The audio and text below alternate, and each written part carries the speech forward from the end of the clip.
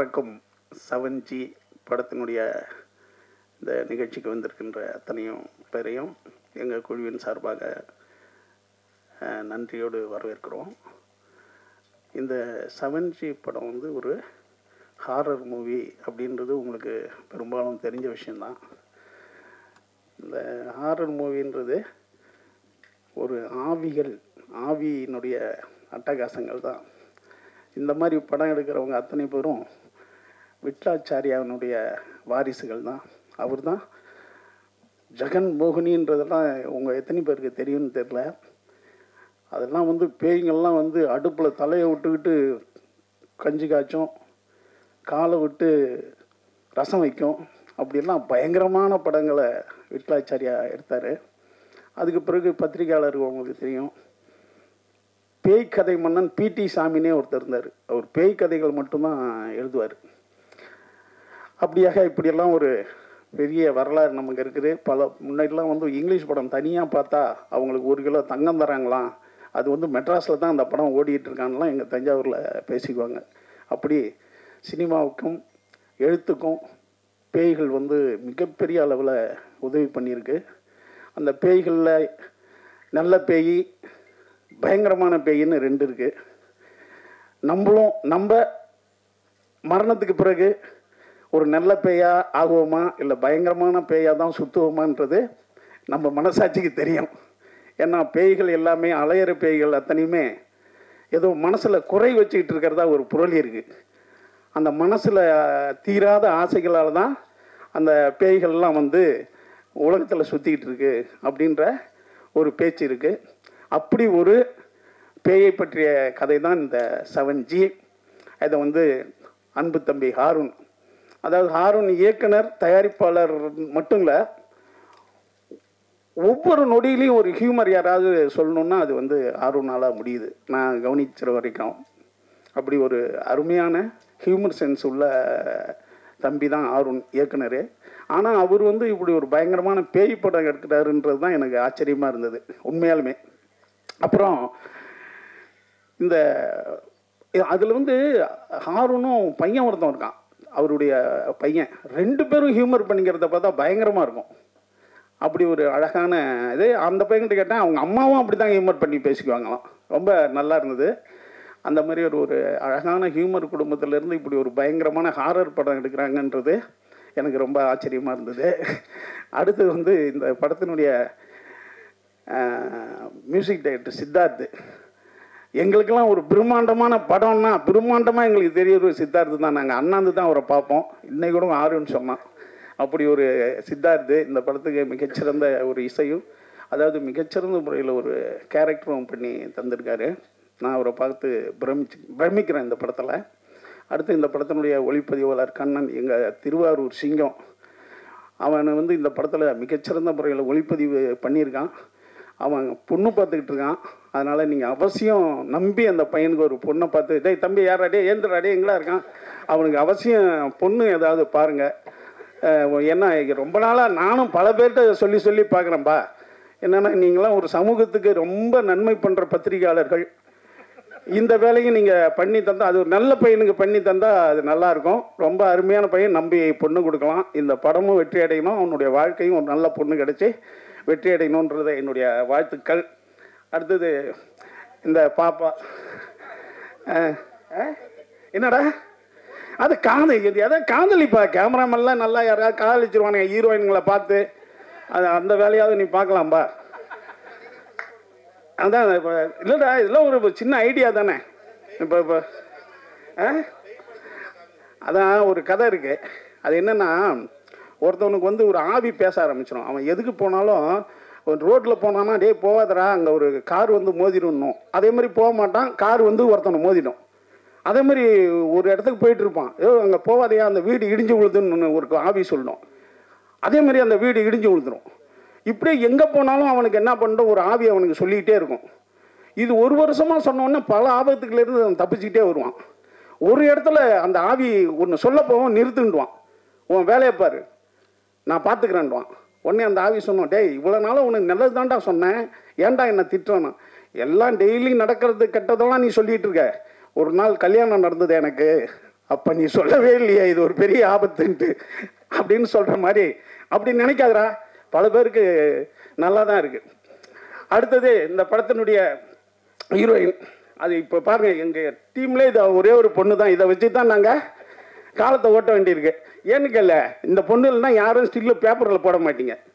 அதனாலேயே சொன்னேம்மா எல்லா போட்டாவிலையும் நீ வந்துருமா, எங்கள் முகத்தெல்லாம் போட மாட்டாங்க, ஏன்னா பார்க்கறதுக்கு ஆள் இல்லைன்றதுக்காகவே இந்த பொண்ணு இன்னைக்கு பெரிய மனசோட இங்கே வந்து எங்களுக்கு உதவி பண்ணியிருக்கு.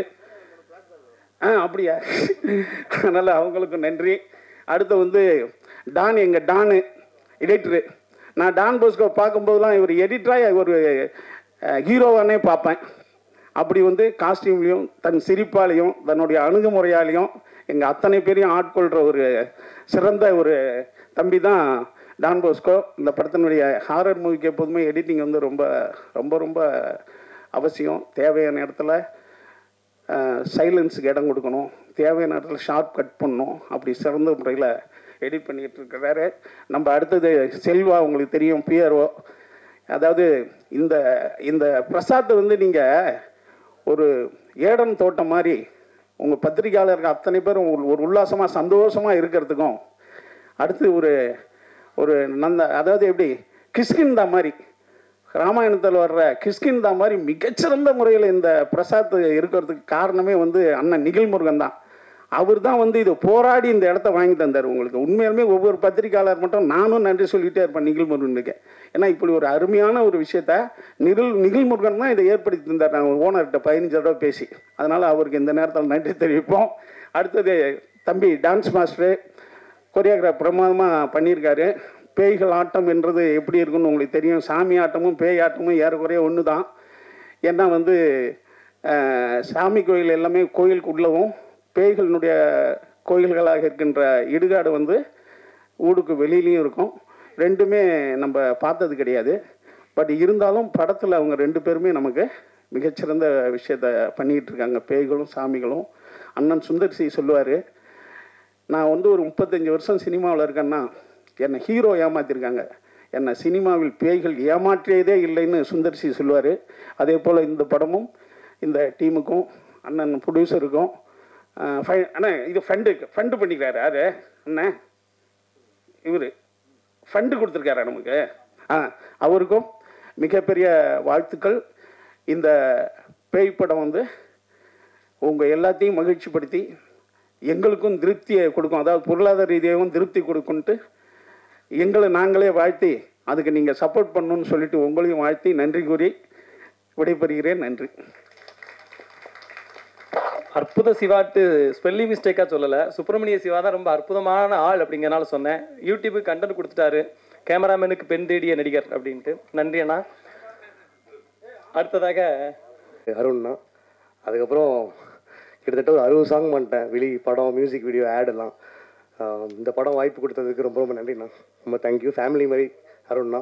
அப்புறம் இந்த டீம், கண்ணன், அப்புறம் எடிட்டர் சித்தார்த் விபின் சார், எல்லாருமே சூப்பர் ஜாப் பண்ணியிருக்காங்க இந்த படத்தில். இந்த படம் மாபெரும் வெற்றியுடைய வாழ்த்துக்கள். நன்றி, வணக்கம். நன்றி. அடுத்ததாக கேமராமேன் கண்ணன், அவருடைய ஒர்க்கை நான் நேரிலே பார்த்துருக்கேன் இன்னொரு படத்தில். ரொம்ப அற்புதமான ஒளிப்பதிவாளர், வருங்கால புதுமாப்பிள்ளை அவர்களை மேடைக்கு வருமாறு அன்போடு கேட்கிறேன்.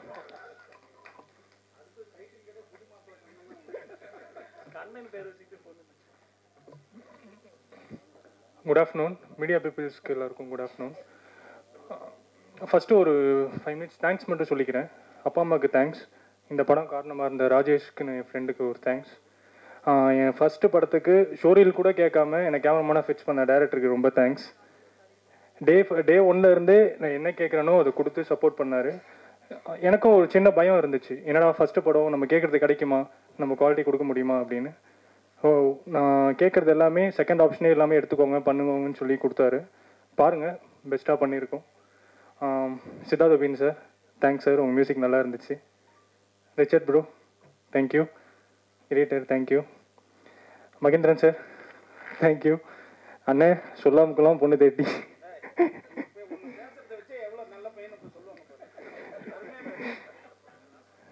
வீட்லேயும் பார்த்துட்டு இருக்காங்கண்ணே.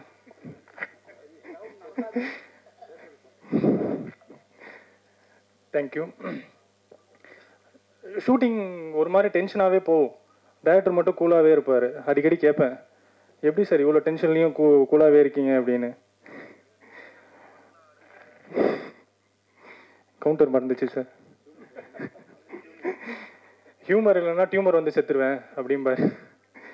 இல்லை சீரியஸாகவே, ஜோக்ஸ் அப்பார்ட், சீரியஸாகவே ரொம்ப கஷ்டம். ஏன்னா படத்தில் ஒரு ரோல் ப்ளே பண்ணுறதுனாலே கஷ்டம். கேமராமேன், டைரக்டர் தனித்தனி ரோல் ப்ளே பண்ணுறதே கஷ்டம். ப்ரொடியூசர், டைரக்டர், ரைட்டர், இதை தாண்டி சில சமயம் டான்ஸ் மாஸ்டராகவும் மாறுவார். எல்லா ரோலையும் சிரிச்சுக்கிட்டே பண்ணுவார். அவர் ஃபேஸில் எப்பயுமே நான் டென்ஷன் பார்த்ததே இல்லை. ஷூட்டிங் முடிஞ்சனே டென்ஷனாக இருப்பார். ஷூட்டிங் ஸ்பாட்டில் ஒருத்தர் கூட ஒரு சின்ன முகசொலிப்பு கூட காட்டவே மாட்டார். தேங்க்ஸ் செல்வாண்ணே, ரொம்ப தேங்க்ஸ். மறந்துட்டேன், சாரிண்ணே. எல்லாருக்கும் தேங்க்ஸ் சார். சின்ன மாஸ்டர்ஸ், அந்த 2 பசங்க சூப்பராக பண்ணியிருக்காங்க. படம் பாருங்கள், உங்களுக்கு தெரியும்.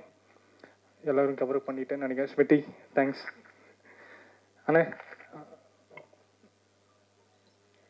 அவர் பேர் தெரியல. இல்லை கல்கி அண்ணன் தெரியும், அவர் பேர் தெரியல. கல்கி அண்ணன், டிஎஸ்ஆர் 2 பேருக்கும் தேங்க்ஸ்ண்ணே. எல்லாரையும் கவர் பண்ணிட்டேன்னு நினைக்கிறேன். ஒரு 2 பேர் மட்டும் ஸ்டேஜ் கூப்பிட்டுக்கலாமா? வெங்கட் அண்ணன் அண்ட் விக்கி 2 பேரும் வாங்கலாம். அசிஸ்டன்ட் டேரக்டர்ஸ் இவர் இருங்க நானே இருங்க பேசுறது தான் கூப்பிட்டோம், போகாதீங்க வாங்க. இவர் வெங்கட், இவர் இந்த படத்தோட கோ டைரக்டர். போன வாரம் வரைக்கும் இந்த படத்தில் ஏகப்பட்ட பிரச்சனை இருந்துச்சு, எல்லாத்துக்கும் கூட இருந்து முடிச்சு கொடுத்துருக்காரு. நேற்று வரைக்கும் இந்த படத்தில் கடைசி வரைக்கும் வேலை பார்த்ததே இவர் தான். இவரால் தான் அந்த படம் கியூபுக்கு போயிருக்கு. அவ்வளோ சீக்கிரம் முடிச்சு கொடுத்துருக்காரு. ஸோ தேங்க்ஸ்ண்ணே. தேங்க்யூ. ஆர்டிஸ்ட்க்கு அவர் தான் கியூப்ல எடுத்துகிட்டு போய் கொடுத்தாரா. இவன் வந்து என்னோட அசிஸ்டன்ட் விக்கி, இவனும் கூட இருந்திருக்கான். நெக்ஸ்ட் இயர் இவன் படம் பண்ணிடுவான். இவன் படத்துக்கும் என்ன சப்போர்ட் பண்ண மாதிரி இவனுக்கு சப்போர்ட் பண்ணு.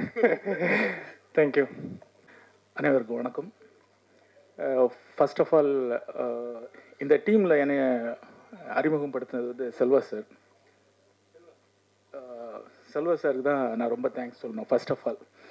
ஏன் அப்படின்னா ஒரு 2-3 இயர்ஸ் பிஃபோரே ஃபஸ்ட்டு சாரோடைய ஒரு படம் வெப்பு, அதுக்கு முன்னாடி எக்கோ எடுத்தாங்க. அதுலேருந்தே என்னை எடிட்டராக இதுக்கு இந்த டீமோட ஜாயின் பண்ணோம் அப்படின்னு சொல்லிட்டு பல டைம் வந்து அந்த மீட்டிங் நடக்கும். பட் ஃபைனல் ஸ்டேஜில் அது பண்ண முடியாத ஒரு சூழ்நிலையாயிரும். இந்த டைம் வந்து கண்டிப்பாக இந்த ப்ராஜெக்டில் நீங்கள் இருக்கிறீங்க, கண்டிப்பாக வந்து பண்ணணும் அப்படின்னு சொல்லிட்டு ஃபஸ்ட்டு என்னை கூட்டிகிட்டு போய் ஹாரன் சார்கிட்ட கொண்டு போய் மீட் பண்ணி இந்த ப்ராஜெக்டை கமிட் பண்ணி இந்த ப்ராஜெக்ட் ஸ்டார்ட் பண்ணி ஒர்க் பண்ணோம். இந்த ப்ராஜெக்ட் வந்து ஸ்டார்டிங் பண்ண சும்மா ஒரு ஷார்ட் அண்ட் டைமில் பண்ணி முடிக்கிறதான ஒரு ப்ராஜெக்டாக தான் இருந்துச்சு. பட் அது கொஞ்சம் சிஜி இதனால் கொஞ்சம் டிலே ஆனதுக்கான ரீசன் ஆச்சு. இல்லைன்னா இது கொஞ்சம் முன்னாடியே ரிலீஸ் ஆகிருக்கும். இப்போது எனக்கு தெரிஞ்சு நான் இப்போது ஹாரன் சார் வச்சு தான் நான் நிறைய பேச வேண்டியிருக்குது. சார் வந்து ஸ்டார்டிங்கில் ஒரு நான் பார்த்து ஒரு 10-15 இயர்ஸில் சாரோட அனுபவம் இப்போ இந்த 3rd film I think. But வந்து ரொம்ப ஒரு எடிட்டிங்கில் ரொம்ப ஒரு எடிட்டருக்கான ஒரு ப்ளசன்ஸாக கொடுக்கக்கூடிய ஒரு டைரக்டர். அந்த உரிமை எல்லா டைரக்டர்ஸும் எங்களுக்கு கிடைக்காது. ஃபர்ஸ்ட் ஆஃப் ஆல் அந்த ஃப்ரீடத்தை வந்து முழுமையாக கொடுத்து நீங்கள் ஒரு வருஷன் கட் பண்ணுங்கள், நான் வந்து பார்க்குறேன், பார்த்து முடிச்சுட்டு அந்த கரெக்ஷன்ஸை கூட ரொம்ப மைன்யூட்டாக அழகாக உட்காந்து ஒர்க் பண்ணி இந்த ப்ராஜெக்ட் வந்து ஒரு ஃபர்ஸ்ட் ஆஃப் வந்து எனக்கே வந்து இந்த ஸ்க்ரீன் ப்ளே எதை நோக்கி போயிட்டுருக்குது.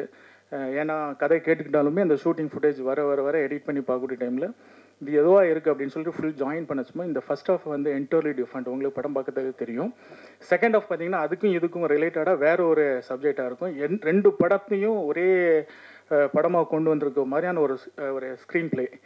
இதில் நடித்த எல்லாருமே வந்து ரொம்ப ப்ளசன்ஸாக ரொம்ப பியூட்டிஃபுல்லாக நடிச்சிருக்காங்க. ஃப்ரேம்ஸ் எல்லாமே ரொம்ப சூப்பராக இருக்குது. ரொம்ப ரசித்து ரொம்ப பொறுமையாக அழகாக ரீரெக்கார்டிங்லாம் பக்காவாக பண்ணி இந்த ப்ராஜெக்ட் ஃபினிஷ் பண்ணியிருக்கிறோம். ரியலி வந்து நான் வந்து இதுவரையும் ஹாரர் ஃபிலிம் இதுதான் ஃபஸ்ட் டைம் பண்ணுறேன். ஒரு இமேஜினேஷனோடு ஒரு ப்ராஜெக்ட் பண்ணுறதுங்கிறது இது வந்து ரொம்ப சூப்பராக இருந்துச்சு. ஏன்னா ஒரு கேரக்டரே ஃபுல்லாக வந்து மெமரியில் அப்படி ஒரு கேரக்டர் இருந்துகிட்டே இருக்கிறாங்க அப்படிங்கிறதோடு இந்த ப்ராஜெக்ட் பண்ணச்சுமோ ரொம்ப நல்லா இருந்திருக்கு. எவ்ரிதிங் இந்த ப்ராஜெக்ட் ரொம்ப சூப்பராக இருக்குது. எனக்கு இந்த வாய்ப்பளித்த டைரக்டர் சாருக்கும் whole team 3B Siva sir எல்லாருக்குமே என்னோட மனமார்ந்த நன்றிகள், வாழ்த்துக்கள். தேங்க்யூ. வணக்கம். அம்மா அப்பாவுக்கு ரொம்ப தேங்க்ஸ். டைரக்டர் ப்ரொடியூசர் ஹேரோன் சாருக்கு ரொம்ப தேங்க்ஸ். அண்ட் அசோசியேட் அசிஸ்டன்ட் டைரக்டருக்கு ரொம்ப தேங்க்ஸ். அண்டு எல்லா ஆக்ட்ரஸ்க்கு எல்லாருக்குமே ரொம்ப தேங்க்ஸ். ஜூலை 5 இந்த படம் ரிலீஸ் ஆக போகுது. எல்லோரும் என்ஜாய் பண்ணி சப்போர்ட் பண்ணுங்கள். Thank you. Have a nice day. ரொம்ப நல்லா இருந்தது. சோனியா அகர்வால் மேம் கூட பண்ண எக்ஸ்பீரியன்ஸ் ரொம்ப நல்லா இருந்தது. என்ஜாய் பண்ணேன். ஜாலியாக இருந்தது ஷூட்டிங். அண்ட் இப்போ அதே தான் எனக்கும் பேசணும். ரொம்ப ரொம்ப தேங்க்ஸ்.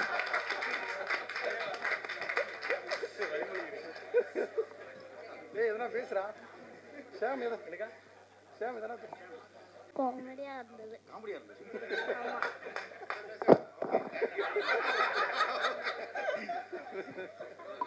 ரொம்ப கையிலே கொடுத்துருங்க. ஆமாம் ஆமாம் ஆமாம், அதுதான் நமக்கு கரெக்டு. சென்டர் மறைக்குமே. சரி, ஓகே ஓகே, மறைக்கும். இல்லை இல்லை, மறைக்கும். மெயின் நீங்கள் தானே. இப்போ என்னன்னு தெரியல,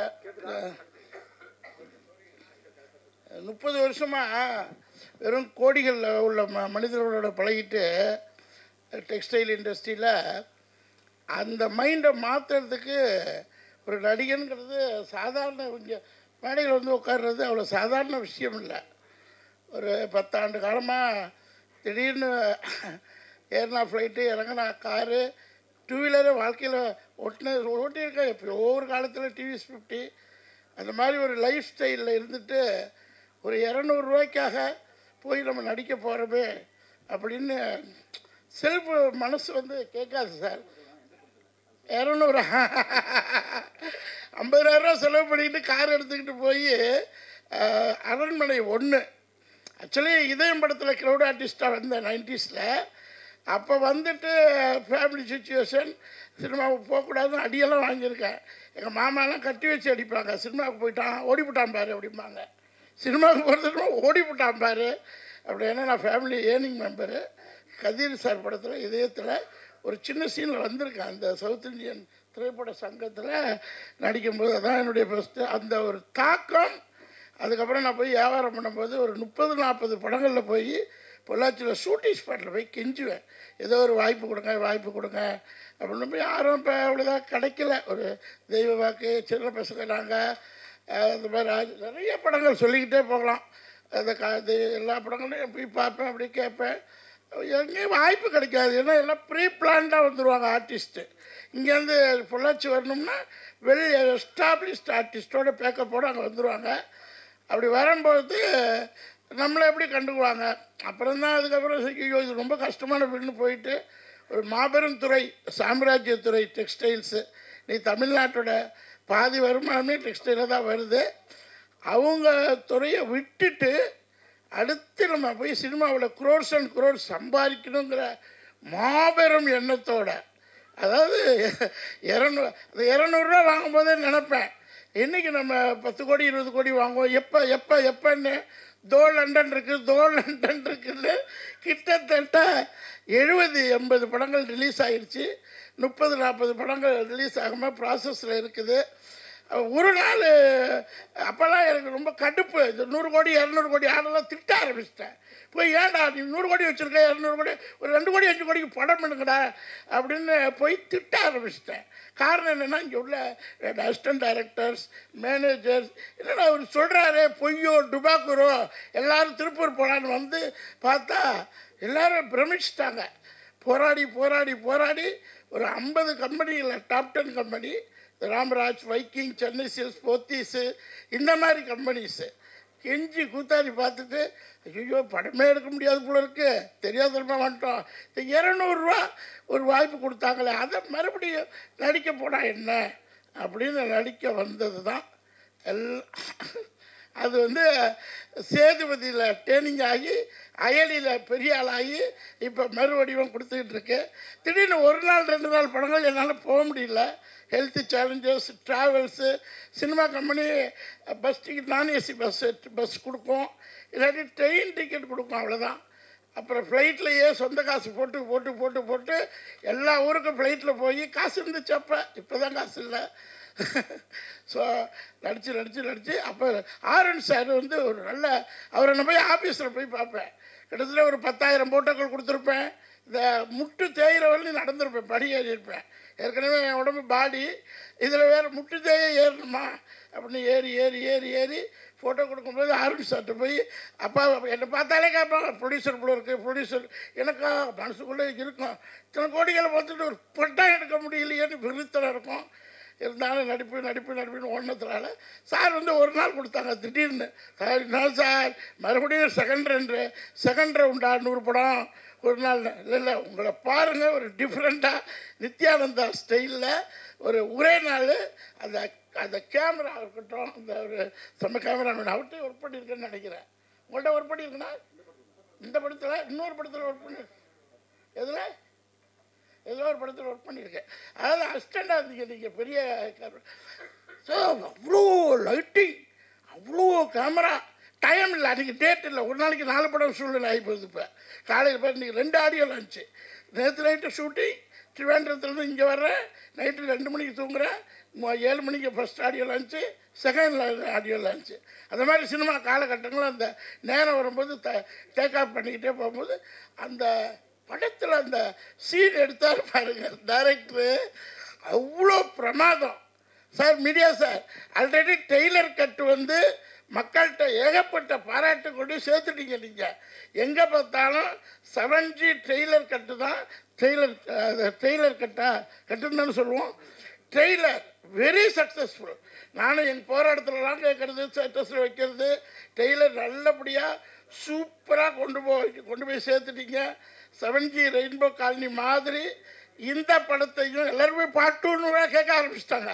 இப்போ என் ஃப்ரெண்ட்ஸ் எல்லாம் வந்தாங்க, ஸோ 7G இப்போ ரெயின்போ 2வா அப்படின்னாங்க. அது மாதிரி இந்த 7Gங்கிற சென்டிமெண்ட்டு அவ்வளோ அருமையான சென்டிமெண்ட்டு. அதை மறுபடியும் நீங்கள் எழுதி சின்ன படங்கள் இன்னும் கொஞ்ச நாள் தான். இப்போ காலையில் வந்து ஒரு பில்டர் 10 கோடி 15 கோடி போட்டு எடுக்கிறாரு. ஒரிஜினல் சினிமா பிஸ்னஸ்மேனுக்கு தெரிய ஆரம்பிச்சிச்சு. இந்த இண்டஸ்ட்ரி 10 துறையில் இங்கே ஓடிடி வந்தாச்சு, சேனல் வந்தாச்சு, தேட்ரிக்கல் வந்தாச்சு.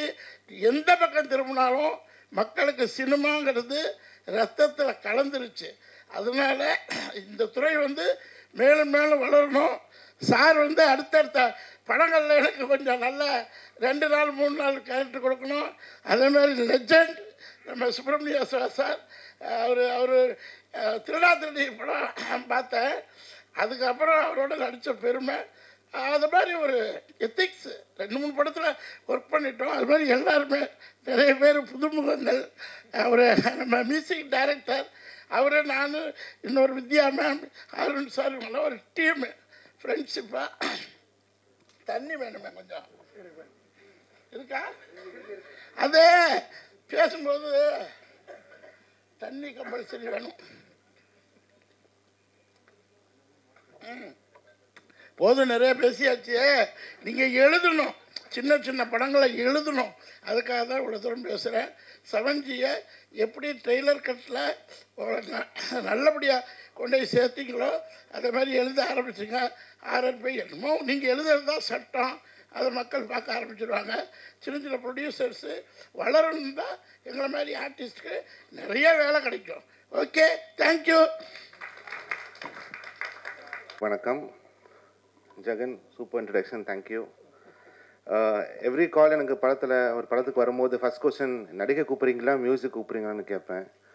ஸோ இந்த படத்தில் ஃபஸ்ட்டு ஆக்டிங் தான் நான் வந்தேன். And then I did the music for the film. So Harun பற்றி சொல்லணுன்னா, சொன்ன மாதிரி செம்ம ஹியூமர் சென்ஸ் இருக்குது. ஆனால் படம் கொஞ்சம் சீரியஸாக தான் இருக்கும். இவர் எப்படின்னா இதே படம் ஸ்பூஃபாக கூட இருக்குது, அவருக்கு சான்ஸ் இருக்குது. பார்ட் 1 பார்ட் 2 மாதிரி. The movie story first கேட்கும்போது horror film is always a sure shot, ஒரு சேஃபான ஒரு ஜானர் அது. அந்த பட் ஹருண் இந்த படத்தில் ஒரு டிஃப்ரெண்ட் ட்விஸ்ட் கொடுத்து he has portrayed it. So அது ரொம்ப இன்ட்ரெஸ்டிங்காக இருந்தது. இன்டர்வெல் ரொம்ப கூஸ் பம்ப்ஸ் மூடாக இருக்கும் அது. And this is my second movie horror film. So first படம் காமெடி ஹாரர் படம் பண்ணேன், ஹலோ நான் பேய் பேசுகிறேன், அது முடிஞ்சு இது. So it was very interesting to work in this film. And to work with Harun, lot of ideas he gives, lot of different tones எப்படி யூஸ் பண்ணலாம், lot of research பண்ணிட்டு we went for the film. ஸ்பாட்லேயே நம்ம உட்காரும்போது action சொல்லும்போது தான் ஹாரராக இருக்கும், இல்லைன்னா ரொம்ப ஃபன்னாக இருக்கும். த ஹோல் டீம் ஒரு ஃபேமிலியாக நம்ம ஒர்க் பண்ணோம். அண்ட் அப்பப்போ சார் வீட்டிலேருந்து பிரியாணி எல்லாம் வரும். So those will be fun days. So I hope நீங்கள் எல்லாம் படம் பார்க்கும்போது you will all enjoy the film, because Sonia Agarwal ma'am ஒரு சூப்பர் ரோல் பண்ணியிருக்காங்க. Smriti is also done wonderful role. And Sonia Agarwal ma'am கிட்ட ஒர்க் பண்ணும்போது நிறையா I asked a lot of questions to her, and every version she's acted in the film. So how was it to work with this person, that person, and all that? And before action, soladhukku munadi she'll be one person. As soon as they say action, she turns into a totally different person. The character maarranga. And I had a few scenes with her, so it was she was very helpful in those scenes. You know, normally I do a lot of humor in films. In the tadi konjam oru serious ana role pannirken, so it was interesting to act with her. Avanga neriya suggestions kodutanga. And overall the whole packaging lala vandirukku, the editing, the choreography, the camera work ellame final out paakumbodhu romba interesting ah vandirukku. So thank you all for this wonderful film. And Harun kuda ukarumbodhu oru script ku varumbodhe and the spotlight he'll start discussing his next movies. So I think oru padame oru one day la mudichiruvaru oru scripting session. So already I think 3-4 scripts is lined up for him. So all the best to the team, and நீங்களாம் படம் பாருங்க. I hope you all get scared as much as we did. Thank you very much. Brother, present media எல்லாருக்கும் வணக்கம்.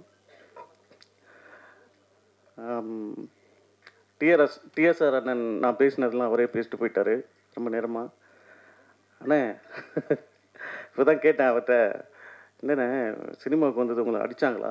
ஆமாப்பா, சின்ன வயசில் நான் ரொம்ப சுமார்ட்டாக இருப்பேன்.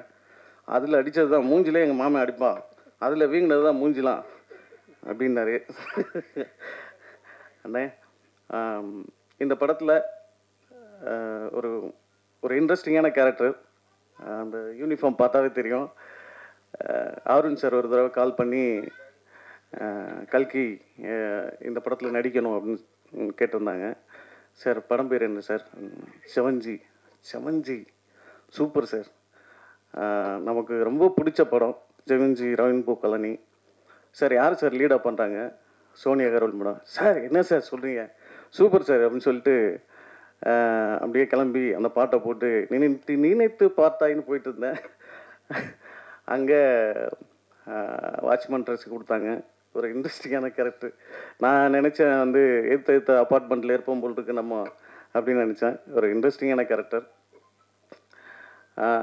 அருண் சாரை பற்றி சொல்லணும்னா ரொம்ப பயங்கரமான ஹியூமர் சென்ஸான கேரக்டர். நான் விழுந்து சிரிச்சுட்டு சீரியஸாக படம் பண்ணிகிட்டு இருப்பார். ஆனால் எல்லாரையும் ஒரு வைபாக டீமை எல்லாம் சிரிச்சுக்கிட்டே ஜாலியாக இருக்கும். இன்னொரு தடவை ஷூட்டிங் போனால் கூட அவ்வளோ ஜாலியாக இருக்கும்.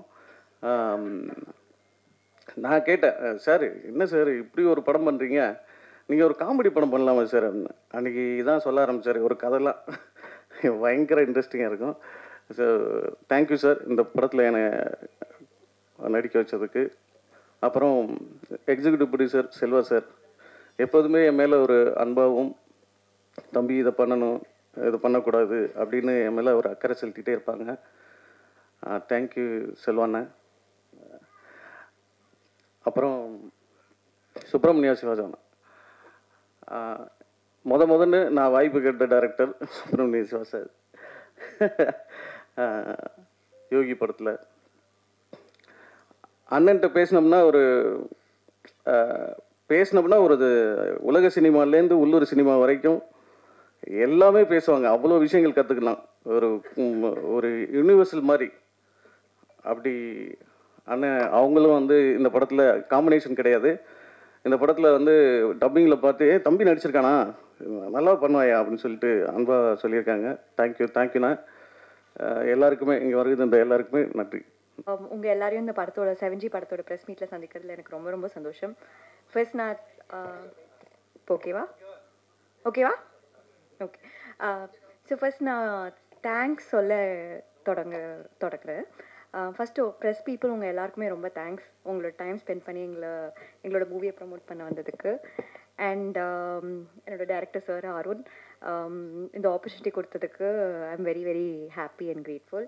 அண்ட் மை என்டையர் டீம் பார்த்தீங்கன்னா ஃபுல்லாக ரொம்ப ஃபன்ஃபில்டாக ஜாலியாக போச்சு. ஒரு ஹாரர் மூவினா எவ்வளோ சீரியஸாக இருக்கோ எல்லா சுச்சுவேஷனும் சீரியஸாக இருக்கும். ஆனால் இங்கே ஆஃப் கேமரா வந்தீங்கன்னா அப்படியே எல்லாமே கம்ப்ளீட்டாக டிஃப்ரெண்ட்டாக இருக்கும். ஃபுல் மூவியுமே செம்ம லாஃப்டர் ஆகிட்டா.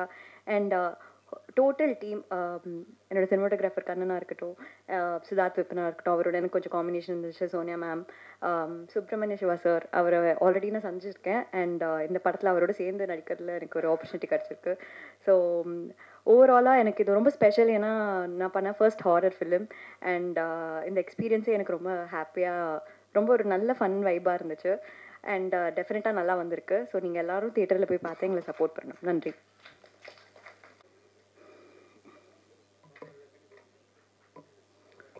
பத்திரிகைத்துறை நண்பர்கள் அனைவருக்கும் வணக்கம். எதுலேருந்து ஸ்டார்ட் பண்ணுறது தெரில, ஏன்னா நிறைய பேசிட்டாங்க. இந்த டீம் வந்து எனக்கு வந்து அவ்வளோ சப்போர்ட் பண்ணாங்க.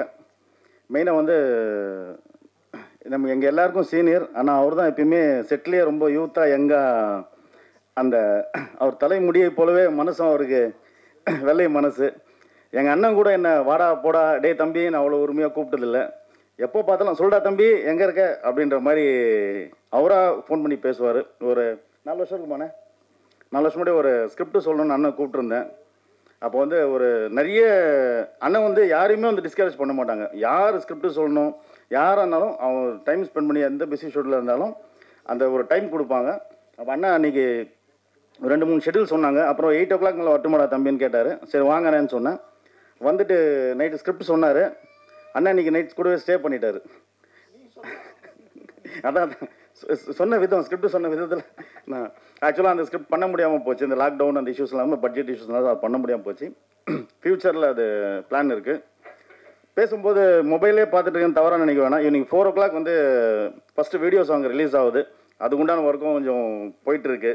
அதனால் ஃபஸ்ட்டு ஸ்டார்ட்னா இது வந்து 7G அப்படின்றப்போ எல்லாருக்கும் அந்த வர அந்த ரெயின்போ காலனி வர்றது வந்து அது எல்லாருமே யூஸ்வலான விஷயம். அந்த 7G ரெயின்போ காலனிக்கும் இதுவும் எந்த ஒரு இதுவும் இல்லை.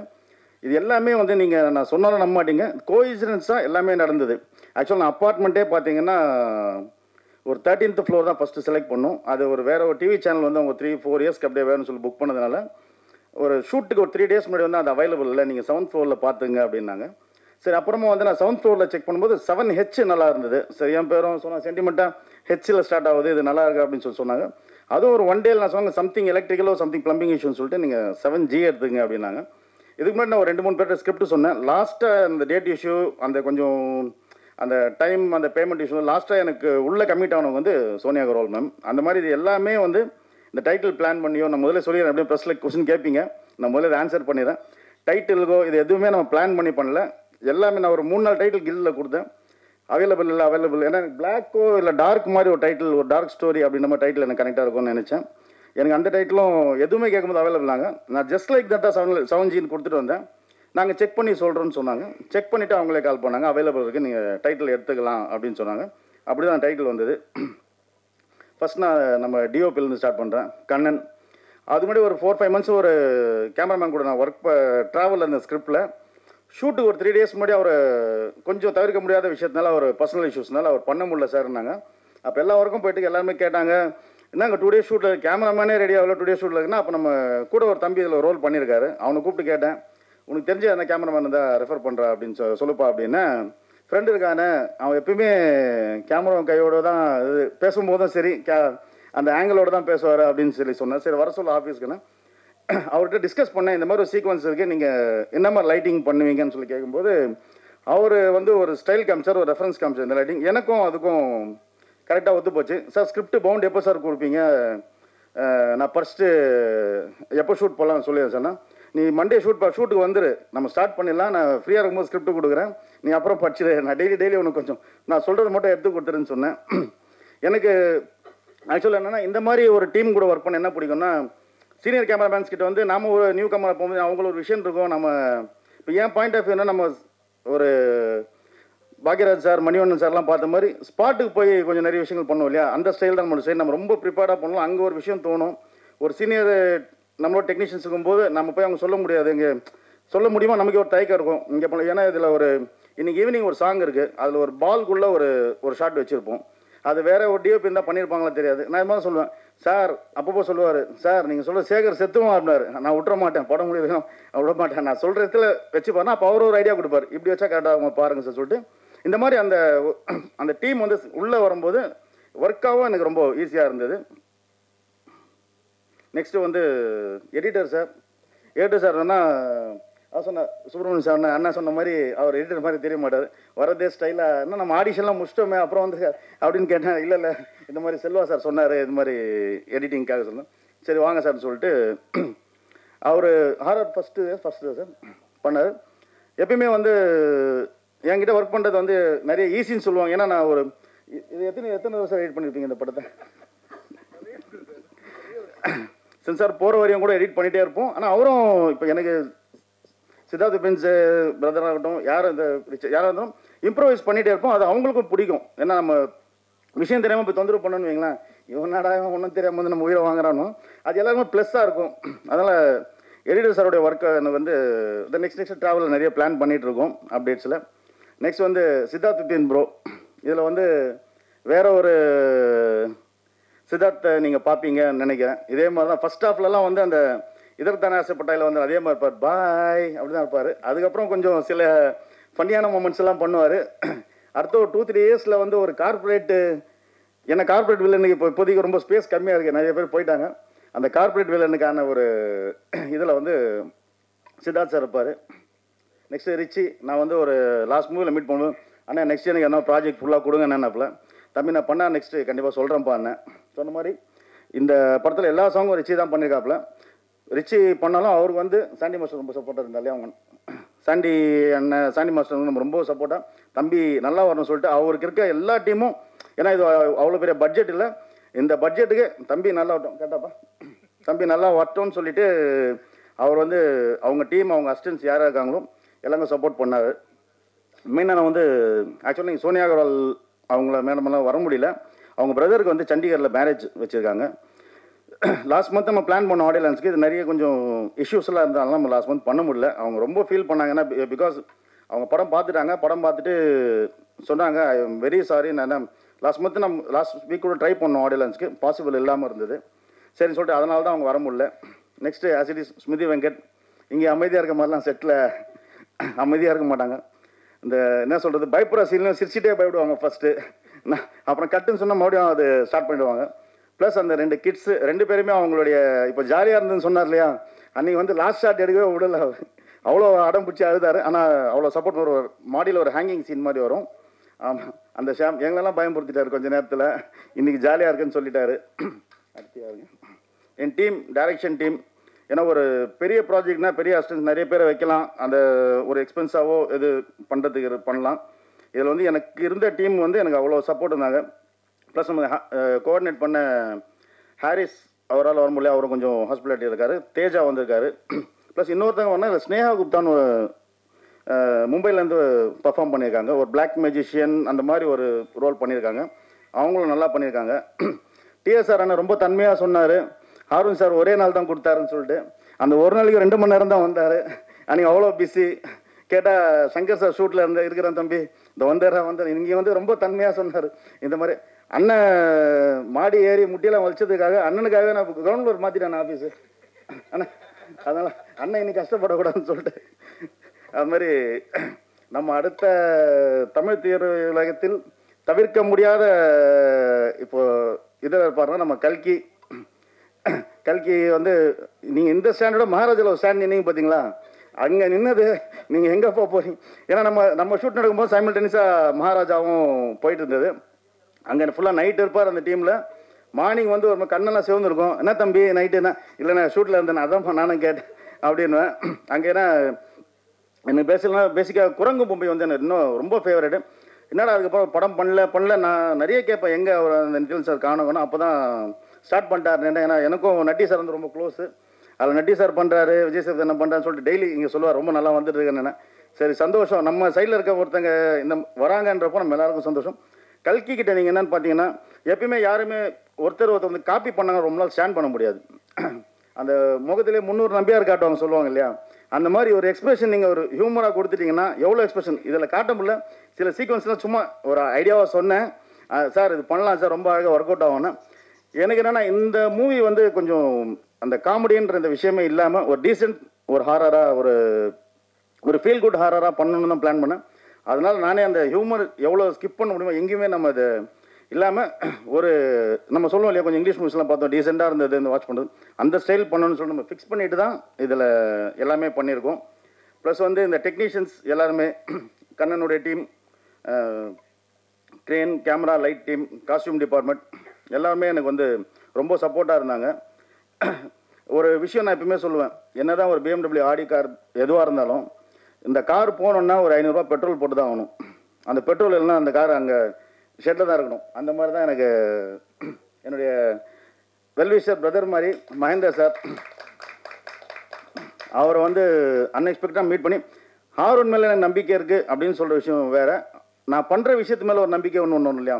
அவர் இந்த நீங்கள் எங்கே பார்த்தீங்கன்னா போஸ்டர்லேயும் சரி பேனர்ஸ் சரி எங்கேயுமே ஒரு பேர் இருக்காது. அவர் ஸ்ட்ரிக்டாக சொல்லிட்டாரு, நீங்கள் நம்பவே மாட்டீங்க அவர் எனக்கு சப்போர்ட் பண்ணுறான்னு சொல்லிட்டு அவங்க வீட்டில் கூட அவர் சொல்லலை.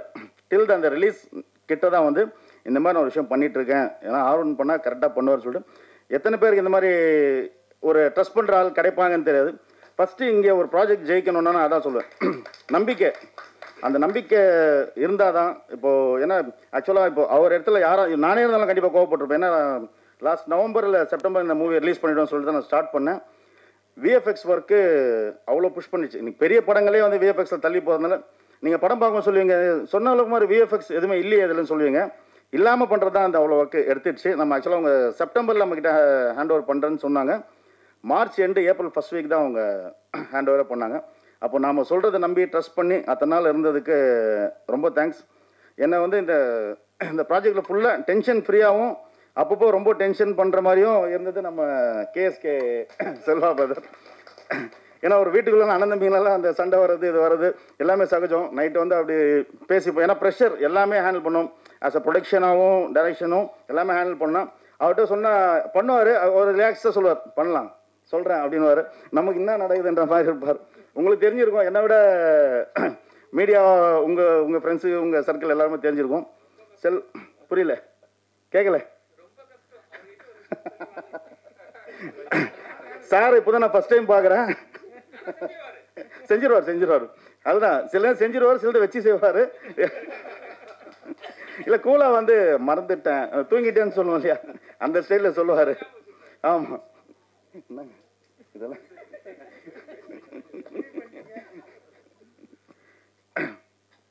வேற நம்ம எல்லாரையும் சொல்லிட்டேன்னு நினைக்கிறேன். நம்ம ஜெகன் எனக்கு போன மூவியில் ஒரு இது பண்ணார். ஆக்சுவலாக நெக்ஸ்ட் ஆமாம்மா அவர் சொல்கிறாங்க. நம்ம ஜெகன் பிரதர் வந்து அடுத்த வருஷம் நீங்கள் அவரை கொஞ்சம் நிறைய பார்ப்பீங்க. விசிட்டிங் கார்டு ஒரு மெனு கார்டு சைஸில் இருக்கும்னு நினைக்கிறேன்.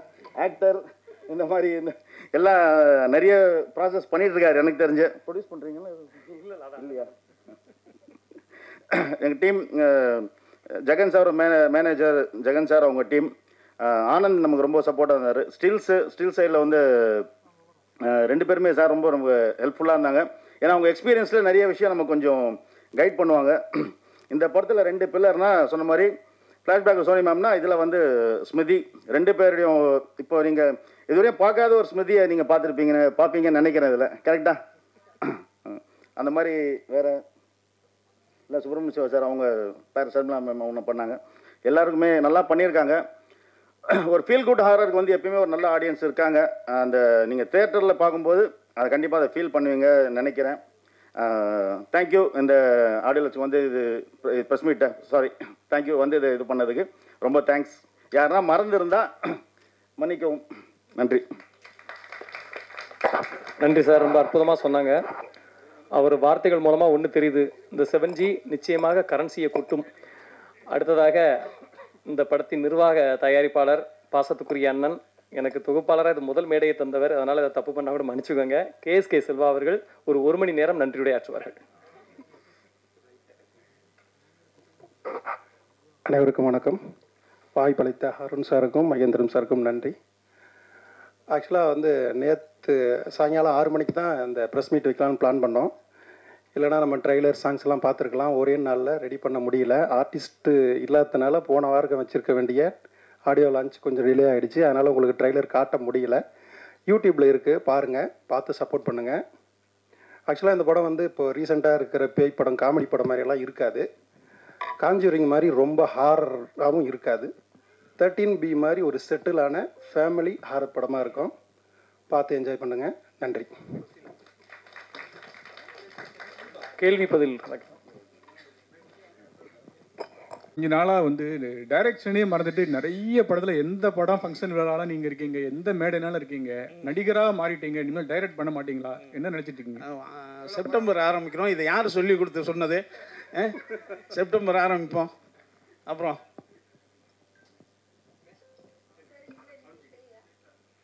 எதுமா? அதாம்மா ஏற்கனவே அப்படி தான் அலைஞ்சிக்கிட்டு இருக்கோம். பேயிங் கெஸ்டாக இருக்கார் அருண் சார். இங்கே சார் படத்தில் சோனியா மேடம் என்ன கேரக்டர், இவங்க ஸ்மிருதி என்னவா வராங்க சார்? யார் பேய்? இல்லை பேயின்னு இல்லை சார், ஒரு அப்பார்ட்மெண்ட்டில் நடக்கிற ஒரு ஹாரர் விஷயம். இப்போது சோனியா வந்து ஒரு சிங்கிள் மதராக வராங்க, அவங்களுக்கு ஒரு இஷ்யூ நடக்கும். இங்கே இதுலேயும் ஒரு இந்த ஹாரர்னால இதுலேயும் நம்ம ஒரு சோஷியல் மெசேஜ் ஒன்று பிளான் பண்ணியிருக்கோம் சார். ஒரு சின்ன விஷயத்தினால ஒருத்தருடைய ஒரு சொல்கிறோம் இல்லையா, நம்ம பண்ணாத தப்புனா ஒரு அஃபெக்ட் என்ன நடக்குதுன்னு சொல்லிட்டு அதை பேஸ் பண்ண ஸ்கிரிப்ட் தான் இது. அவங்க ஒரு அப்பார்ட்மெண்ட், இவங்க ஒரு அப்பார்ட்மெண்ட்டாக அது வராங்க. அது யார் இந்த 7G யாருக்கு அப்படின்ற மாதிரி ஒரு இஷ்யூ போயிட்டுருக்கு சார். 7G ரெயின்போ காலனியில் வந்து சார் இங்கே சார் ஒரே நிமிஷம் சார் சொல்லிடுறேன். உண்மையிலே ரியலி தேங்க்யூ மேம். அந்த அப்பார்ட்மெண்ட் நான் ரொம்ப தேங்க்ஸ் சொல்லணும். ஏன்னா அந்த அந்த அப்பார்ட்மெண்ட்டை நாங்கள் என்னென்ன பண்ணியிருக்கோம்னு சொல்லிட்டு இதில் பார்த்தா தெரியும். அதுக்கு முன்னாடி நான் வந்து ஒரு 4-5 மந்த்ஸ் வந்து நான் அப்பார்ட்மெண்ட்ஸ் தேடினா எங்கேயுமே கொடுக்கல. ஏன்டா கொடுக்க மாட்டேன்றாங்கன்னு எனக்கு அப்போ புரியல. நாங்கள் ஷூட்டிங் முடிச்சப்போ தான் எனக்கு தெரிஞ்சது ஏன் தர மாட்டேன்றாங்கன்னு சொல்லிட்டு. ஏன்னா பிகாஸ் ஷார்ட் டைம் அந்த அப்பார்ட்மெண்ட்டை ஒரு 7th floor அப்படியே பிளாஸ்ட் பண்ணியிருக்கோம், ஃபுல்லாக பர்ன் பண்ணியிருக்கோம். அதே அந்த படத்தில் வர எல்லா சீக்வன்ஸும் அதே அப்பார்ட்மெண்ட் தான் பண்ணியிருக்கோம்.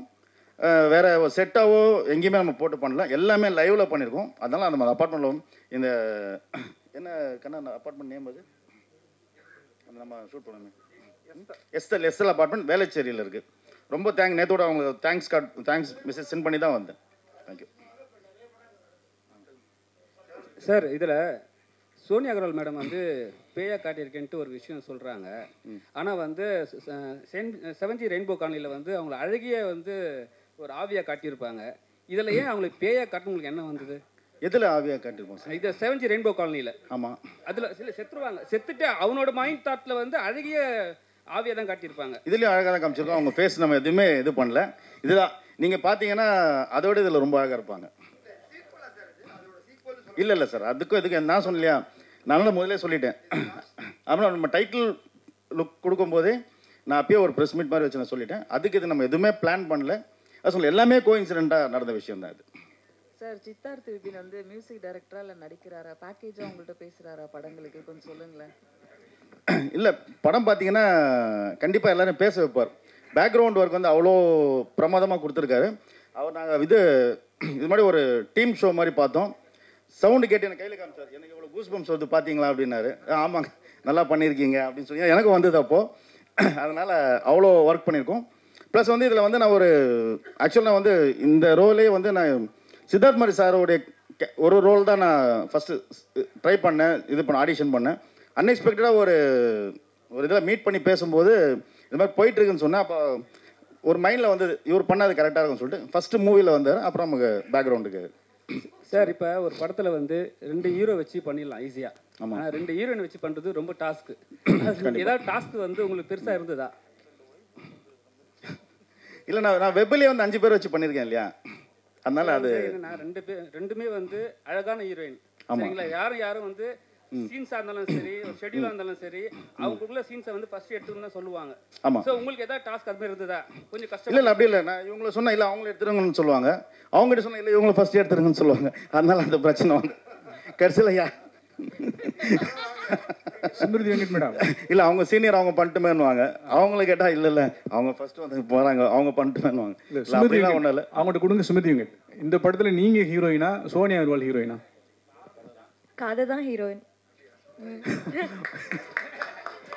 நல்ல கதையாக இருக்குல்ல. டைரக்டர் சார் நீங்கள் சொல்கிறீங்க இப்போ வந்து தமிழ் இண்டஸ்ட்ரியில் வந்து சுப்பிரமணியம் அண்ணா கூட சொன்னாங்க, தமிழ் இண்டஸ்ட்ரியில் வந்து நகைச்சுவை நடிகர்கள் கம்மியாயிட்டாங்க, நம்ம கல்கி மாதிரி ஒரு ஆள் வந்து வரணும் அப்படின்னு சொல்லிட்டு பெருமையாக பேசுகிறாங்க. ஏன் உண்மையாலுமே வந்து நகைச்சுவை நடிகர்கள் வந்து சரியாக வந்து உங்களை கோஆப்ரேட் பண்ண மாட்டாங்களா, இல்லை வந்து பெரிய இடத்துக்கு அவங்க ஹீரோவாக மாறுறதுனால வந்து உங்களால் வந்து அவங்களை கான்டெக்ட் பண்ண முடியலையா? இல்லை அப்படி இல்லை சார், கோஆப்ரேட் பண்ண மாட்டாங்கல்ல. இங்கே யாராக இருந்தாலும் முட்டி போது தான் சார் வரணும். இப்போ என்ன கூட இப்போ நான் பார்த்தீங்க யார்ட்டையும் ஒர்க் பண்ணல, இப்போ நான் போய் ஒரு ப்ரொடக்ஷன் கம்பெனியில் சான்ஸ் கேட்க முடியுமா? ஃபஸ்ட்டு கொஸ்டின் என்ன கேட்பாங்க, யார்கிட்ட வந்தீங்க என்ன பண்ணீங்கன்னு சொல்லி கேட்பாங்களே. இங்கே எல்லாருமே அவங்க அடையாளம் தேடணும்னா முட்டி மோதிட்டு தான் வரணும். அவங்க வந்து ஸ்டாண்ட் பண்ண அப்புறம் தான் இவங்க இதுக்கு பொருத்தமாக இருப்பாங்களேன்னு யோசிப்பாங்க. அது வரையும் அவங்க வந்து ஸ்ட்ரகிள் பண்ணி. இப்போ குரங்கு பொம்மை எப்போ நடிச்சார் கல்கி, நான் அப்பயே சொன்னேன் இந்த எக்ஸ்பிரஷன்ஸ் இந்த பர்ஃபார்மன்ஸ் இது ஒரு நல்லா வரும்னா ஒரு கேப்பு. அந்த கேப் வந்து என்னென்னா இப்போ எனக்கும் சேர்த்து தான் சொல்கிறேன், அந்த கேப் தான் வந்து சினிமா கற்றுக் கொடுக்கும் சார். இங்கே எப்படி சர்வை பண்ணணும் நம்ம நினைப்போம் இல்லையா, இது மட்டும் ஸ்க்ரீனில் வந்துட்டா நாளையிலேருந்து பார் அப்படின்னு யோசிப்போம் இல்லையா, அது இல்லை சினிமா. சினிமா ஒரு விஷயத்தை கற்றுக் கொடுக்கும், அதை நம்ம கரெக்டாக நம்ம சினிமாவுக்கு நான் எப்பவுமே சொல்லுவேன், சினிமாவை நம்ம நேர்மையாக நேசிச்சோன்னா சினிமா நம்மளை எப்பயுமே கைவிடாது சார். என்னைக்கு தான் நம்ம தேடி வந்து நமக்கு அந்த ரெஸ்பெக்ட் கொடுக்கும். நம்ம சினிமாவை நேர்மையாக நேசிக்கணும். அப்போ கல்கி வந்து அந்த வெற்றிடத்தை வந்து நிரப்பிடுவாரா 2 வருஷத்துக்குள்ளே? இல்லை ஆல்ரெடி நிரப்பிட்டாரு. ஆக்சுவலாக நான் லாஸ்ட் மந்த்து பேசும்போது, தம்பி ஆஃபீஸ் வரீங்களா, அண்ணா தலைவர் கூட வேட்டையனில் இருக்கேன் நான். இருங்க தம்பி, நல்ல விஷயம் கேட்டு தானே. ஆமாம், அதனால் இப்போ நீங்கள் கல்கி அவரை பார்த்தீங்கன்னா அந்த எக்ஸ்பிரஷன்ஸு நிறைய எக்ஸ்பிரஷன்ஸ் வரும் அவர்கிட்ட. நீங்கள் சாதாரண ஒரு விஷயம் சொல்லும் போது ஆக்சுவலாக இதில் ஒரு சீக்வன்ஸ் பண்ணலான்னு சொன்னோம். சும்மா சொன்னவர்கிட்ட கண்டிப்பாக பண்ணலான்னு செகண்ட் ஹாஃபில் வந்து பயங்கரமாக அது ரெஸ்பான்ஸ் இருக்கும். சும்மா ஒரு வீட்டில் போய் அவர் மாட்டிப்பார். இந்த சந்திரமுகியில் வடிவேல் சார் வருவா இல்லையா, அந்த மாதிரி ஒரு வீட்டில் போய் மாட்டிட்டு யாருமே இல்லை, அந்த தம்பி தனியாக இருக்கும்போது ஃப்ரிட்ஜில் போய் திங்ஸ்லாம் எடுத்து சாப்பிட்ருவார். நான் போய் பார்த்துக்கிறமான்றப்ப அந்த வீட்டில் இப்போ 2 பேர் வேறு இருப்பாங்க. அந்த வீட்டில் மாட்டி என்ன பண்ண, சும்மா ஒரு சீக்வன்ஸ் சொன்னேன், நல்லா என்ன பண்ணலாம், இல்லை இது நம்ம ஹியூமர் வைக்கிற மாதிரி ஐடியாவே இல்லை, இது இந்த ஸ்டைலில் பண்ணணும் பிளான் பண்ண. நெக்ஸ்ட்டு ஆல்மோஸ்ட் ஸ்கிரிப்ட்லாம் ஓகே ஆகிடுச்சு. இன்னும் ஒரு ஆகஸ்ட்டில் செப்டம்பரில் black humour, full and full black humour, இந்த கோலமோல் கோகிலா இந்த டாக்டர்லாம் அந்த ஸ்டைலில் பண்ணுறோம். கல்கியை வந்து அதில் பெருசாக பார்ப்பீங்க, அவருக்குன்னே ஒரு பெரிய ட்ராக் அதில் இருக்குது. சுமதி மேடம், நீங்கள் இந்த 7G ரெயின்போ காலனி படம் பார்த்தீங்களா? அப்போ என்ன படிச்சுட்டு இருந்தீங்க? இந்த படத்தில் உங்களுக்கும் சோனியா அகர்வாலுக்கும் என்ன தொடர்பு? ஆக்சுவலி அப்போ நான் ஸ்கூலில் இருந்தேன். பட் அதான் மேமோட நான் மூவிஸ் பார்த்து வளர்ந்துருக்கேன். ஸோ அவங்களோட நடிக்கும் போது எனக்கு ரொம்ப சந்தோஷமாக இருந்துச்சு. அண்ட் ஐ திங்க் எனக்கு அந்த ஒரு பிளெஸிங் இருக்குன்னு நினைக்கிறேன். நான் முதலேருந்து பண்ண மூவிஸில் தான் நிறைய பெரிய ஸ்டார்ஸ் நடிச்சிருக்காங்க. ஸோ நல்ல ஒரு லேர்னிங் எக்ஸ்பீரியன்ஸ்.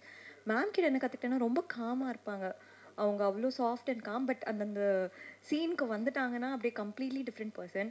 அண்ட் அவ்வளோ பெரிய ஆர்டிஸ்ட் ரொம்ப சிம்பிளாக எவ்வளோ ஒரு டவுன் டு அர்த்தாக இருப்பாங்க. ஸோ நம்ம ஃப்யூச்சரில் எப்படிலாம் இருக்கணும் அப்படின்னு சொல்லிட்டு and she take so much care of everyone. And எல்லாரையும் கன்சிடர் பண்ணுவாங்க, எல்லாரையும் கம்ஃபர்டபுள் ஆக்குவாங்க. அண்ட் ஒரு பெரிய ஆர்டிஸ்ட்டாக இருக்கும்போது நம்ம கூட நடிக்கும்போது நம்ம எல்லாருக்குமே ஒரு ஐயோ நம்ம எதுவும் பண்ணிடக்கூடாதே அந்த ஒரு ஃபீல் இருக்கும்ல. ஆனால் அவங்களோட நடிக்கும்போது அவங்க she mat sure every one are very comfortable.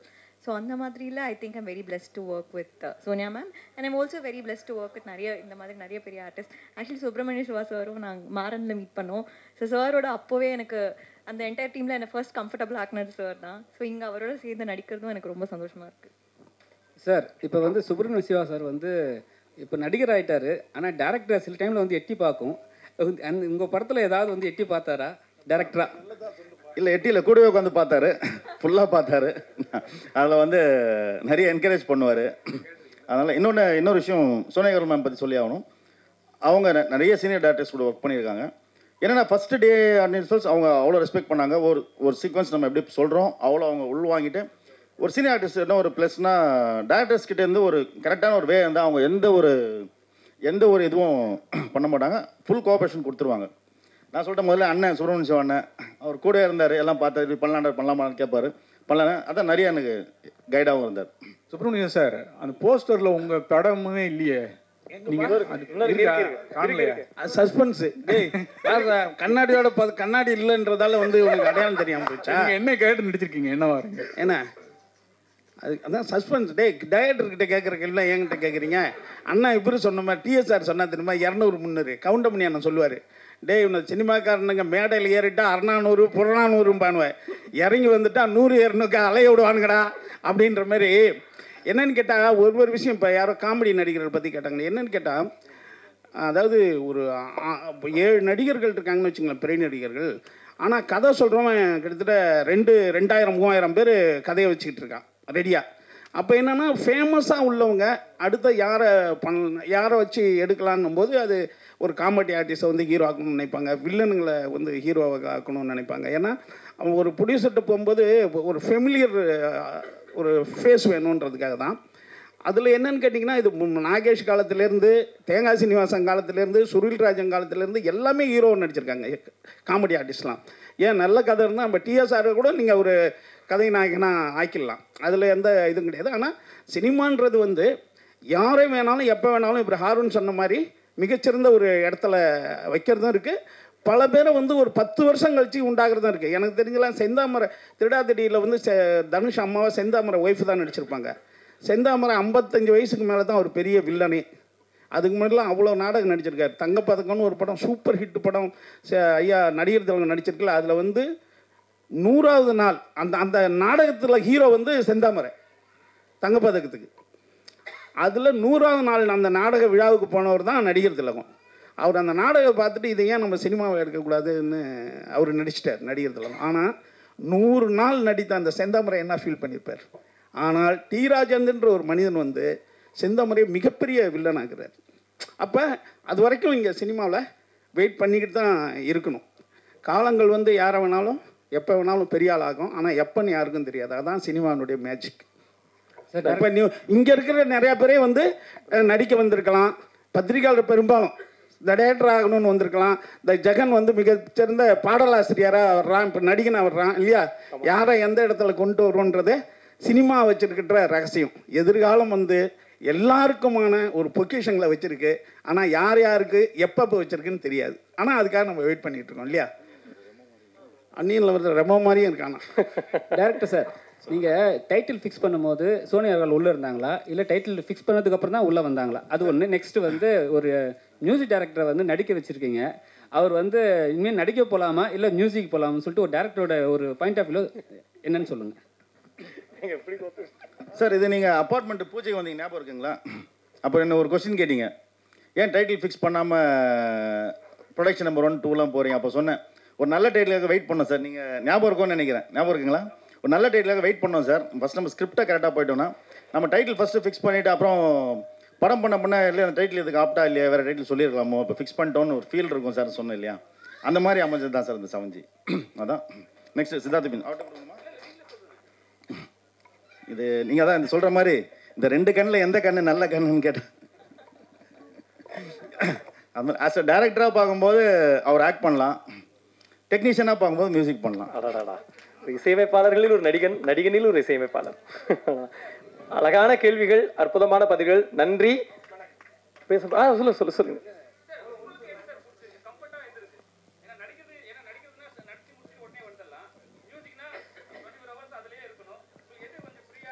இல்லை, main passion and love music. Break டைமில் ஆக்டிங் பண்ணி வந்துடலாம். ஆமாம் சார், தேங்க்யூ.